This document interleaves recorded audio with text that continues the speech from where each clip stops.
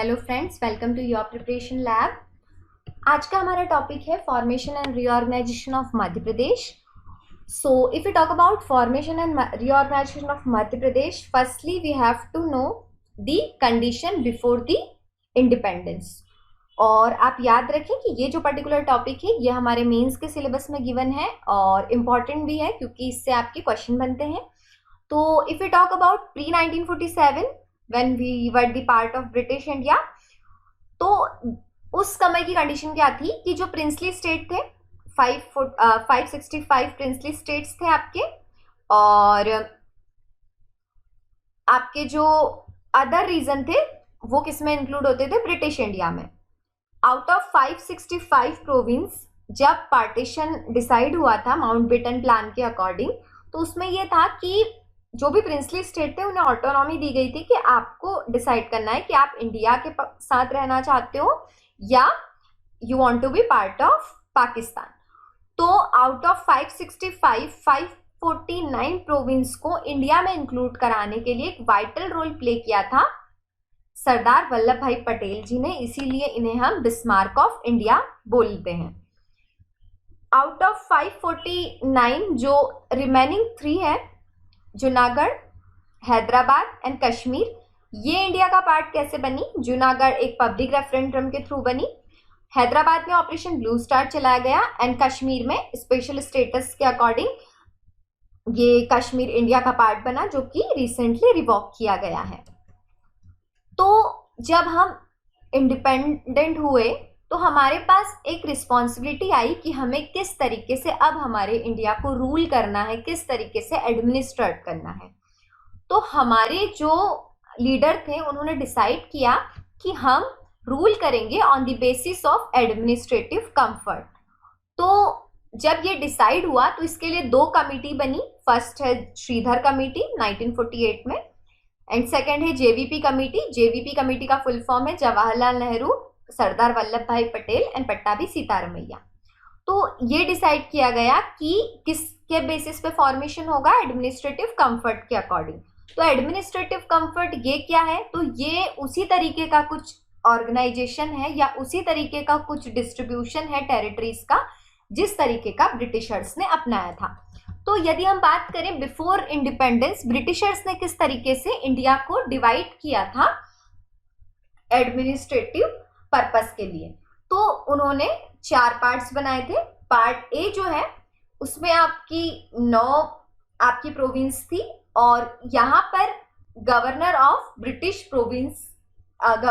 Province of British India, that means जो आपका British India वाला पार्ट था उनका सीधे रूल था। तो इसमें जो आती थी प्रोविंस या स्टेट्स वो थे मध्य प्रदेश, असम, बॉम्बे, मद्रास, उत्तर प्रदेश, पंजाब, वेस्ट बंगाल एंड उड़ीसा।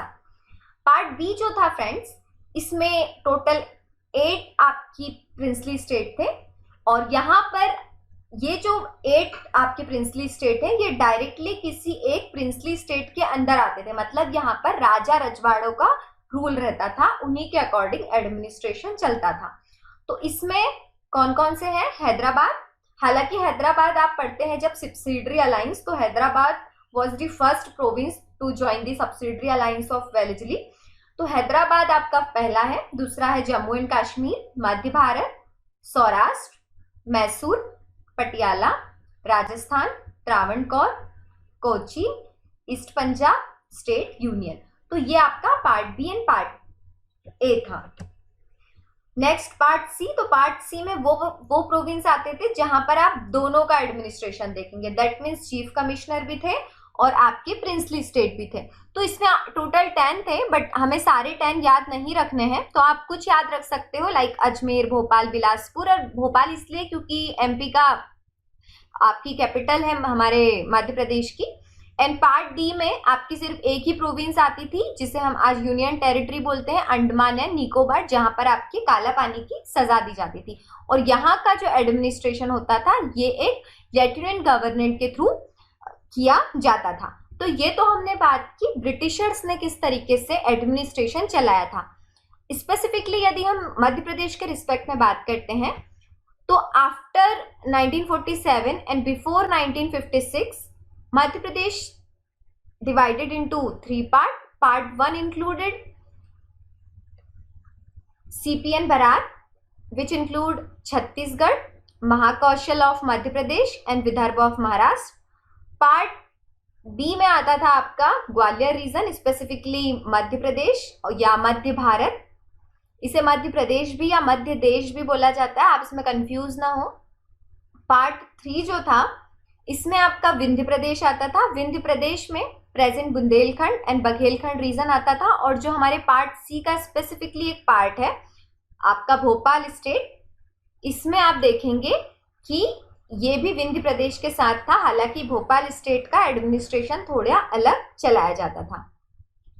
तो क्या हुआ कि 1953 में एक आपके पर्सन है, आप याद रखें, पोटी श्री रामुलु, ये आंध्र प्रदेश से बिलोंग करते हैं.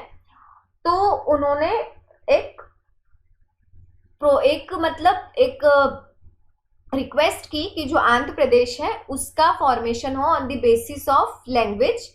ठीक है, तो इसे इनिशियल लेवल पे एक्सेप्ट नहीं किया गया. तो उन्होंने फास्ट अनटू डेथ को स्टार्ट कर दिया.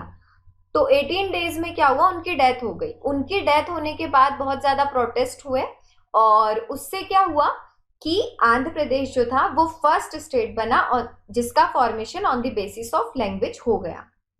इसके साथ क्या हुआ कि बहुत सारे रीजनल जो आपकी मांग है वो आने लगी कि अब हमारे स्टेट को भी आप फिर से रीऑर्गेनाइज करो on the basis of language. तो इतने सारी आप देखोगे कि प्रोटेस्ट के कारण जो गवर्नमेंट थी उन्होंने एसआरसी कमीशन का एस्टेब्लिशमेंट किया 1953 में, जिसे हम बोलते हैं स्टेट रीऑर्गेनाइजेशन कमीशन. इसके जो हेड थे, आपको याद रखना है, इंपॉर्टेंट पर्सनालिटी है, फैजल अली. और आपके जो अदर 2 मेंबर हैं वो है हृदयनाथ कुंजरू एंड KN पणिक्कर. तो ये दोनों जो थे इन्होंने मिलके फैजल अली के साथ एक रिपोर्ट बनाई और उसमें बोला गया कि हाँ, जो भी हमारे अब स्टेट है और जितना भी हमारी टेरिटरी है इसे हम फिर से रीऑर्गेनाइज करें on the basis of administrative comfort, नहीं on the basis of language, administrative comfort and law and order. 3 चीजों को ध्यान दिया गया. पर हमें यहाँ पर याद रखना है, बेसिकली एडमिनिस्ट्रेटिव कंफर्ट की जगह किसको प्रायोरिटी दी गई, लैंग्वेज को. तो इसके अकॉर्डिंग कितने स्टेट बने, 14 new state and 6 new UT का क्रिएशन हुआ.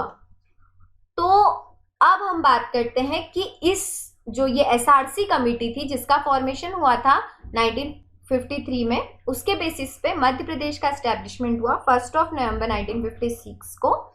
मध्य प्रदेश का जो नाम मध्य प्रदेश है इसको ओरिजिनेट करने वाले हैं जवाहरलाल नेहरू जी.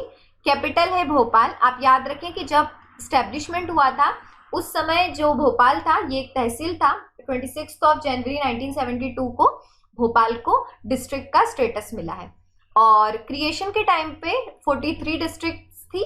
ठीक है, तो ये जो था ये हमारी मध्य प्रदेश का रीऑर्गेनाइजेशन के बाद का स्ट्रक्चर है. तो रीऑर्गेनाइजेशन के बाद क्या क्या चेंजेस अडॉप्ट किए गए हमें याद रखना है. तो देखो, आपको सारी नहीं, आपको सिर्फ अभी इन चीजों को याद रखना है, बार बार पढ़ेंगे तो याद हो जाएगा. जैसे कि बुल्ढाना, अकोला, अमरावती, यवतमाल, वर्धा, नागपुर, भंडारा, चांदा, ये जो सारी जितनी भी आपकी डिस्ट्रिक्ट, सिटी या आपकी लोकेशंस थी ये किसके पास चली गई, मुंबई स्टेट, महाराष्ट्र के pass on the basis of language. और जो भी रिमेनिंग पार्ट था पार्ट ए का, पार्ट ए कौन सा है, पार्ट ए है CPN बरार, वो किसका पार्ट रहा, मध्य प्रदेश का. सुनील थापा जो है ये भानपुरा तहसील के अंदर आता है मंदसौर डिस्ट्रिक्ट में. ये जो था किसके साथ, ये जो सुनील थापा था ये कोटा में चला गया और बाकी जो भी आपका बच्चा था वो किस में रहा, मध्य प्रदेश के पास. सिरोंज तहसील जो थी कोटा की, जो कि विदिशा डिस्ट्रिक्ट के अंदर इंक्लूड की गई. रेस्ट पार्ट जो था पार्ट बी, जिसमें हम बोलते थे विंध्य प्रदेश को, वो ग्वालियर रीजन को, वो एज इट इज रहा हमारे पास. और पार्ट सी जो कि विंध्य प्रदेश एंड भोपाल स्टेट है वो as it is Madhya Pradesh का पार्ट बन गया. तो कुछ इस तरीके से आप याद रखेंगे कि मध्य प्रदेश का फॉर्मेशन हुआ. आपको प्रीलिम के अकॉर्डिंग जो फैक्ट इंपॉर्टेंट है और याद रखने हैं वो है formation date of SRC 29 December 1953. Head of SRC Fazal Ali.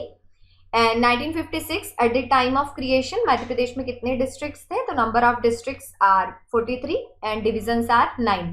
Recently जो आपका नया डिवीजन बना है ये है शहडोल. ठीक है, तो आज हमने ये डिस्कस किया फ्रेंड्स. ये एक और स्लाइड है जो कि हम ऑलरेडी डिस्कस कर चुके हैं, हालांकि आप इसमें देखेंगे कुछ फैक्चुअल डेटा एडिशनल है. जैसे कि पार्ट ए किसके अंडर था? ब्रिटिश गवर्नमेंट के अंडर. इसके जो कैपिटल थी वो थी नागपुर. हेड इसके थे पंडित रविशंकर शुक्ल. और इसके अंदर जो रीजन आता था वो था CP Berar, Chhattisgarh and Baghelkhand. Part B province of western central India. Total number of province are 25. Name was Madhya Bharat.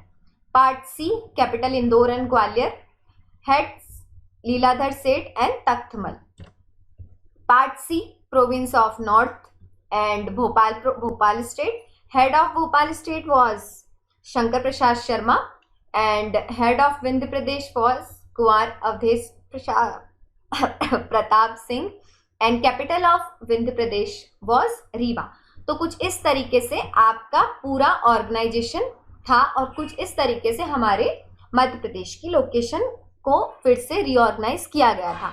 उसके बाद आपको पता ही है कि 2000 में छत्तीसगढ़ का फॉर्मेशन हुआ मध्य प्रदेश से. तो आज हमने फ्रेंड्स डिस्कस किया है फॉर्मेशन ऑफ मध्य प्रदेश. सो आज के लिए इतना ही. Thank you very much.